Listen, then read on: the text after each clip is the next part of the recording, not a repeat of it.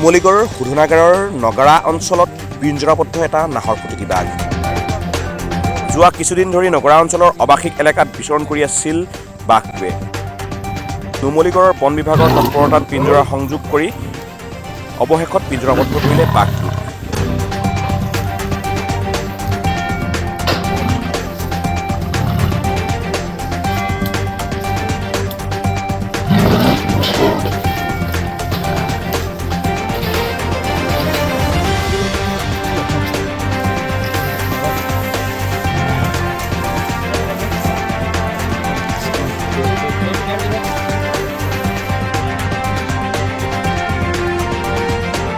নুমলীগড়ৰ পৰা দীপক শইকীয়াৰ সহযোগত খবৰ গোলাঘাট।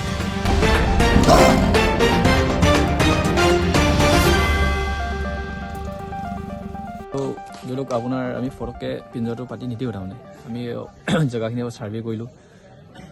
ছাৰ্ভে চোৱাৰ পাছত ধৰি লওক আৰু আমি ওপৰৰ কৰ্তৃপক্ষৰ যোগাযোগ কৰিলোঁ, কৈছে আগত মুভমেণ্টটো চাই লওক, যদি জানে, কাৰণ যিহেতু দেওপাহাৰটো ওচৰতে আছে, সেইটো মুভমেণ্ট হৈ থাকে তাৰমানে। আৰু তাৰপিছত আৰু কণ্টিনিউ আমি চিচিটিভি ফুটেজত পাই আছোঁ আপোনাৰ এইটো বুলিয়ে আমি ধৰি লৈছোঁ আৰু তেনে কণ্টিনিউ অহা যোৱা কৰি আছে তেনে আৱাসিক এলেকাত। তাৰপৰা আমি তাৰপিছত আৰু পিঞ্জৰা পাতিলোঁ 3 দিন 4 দিনৰ আগত। তাৰপৰা আজি পিঞ্জৰাবদ্ধ হৈছে। আৰু সেইটো কোন জেগা কৰিলোঁ? এইটো আপোনাৰ হিলটপ নোপোৱা আগত আৰু এই আৱাসগৃহ আমাৰ টাউনশ্বিপৰ আপোনাৰ আৱাসগৃহ বেক চাইড। কিমান ডাঙৰ বাঘটো অনুমানিক আপোনাৰ 7-8 বছৰ হ'ব।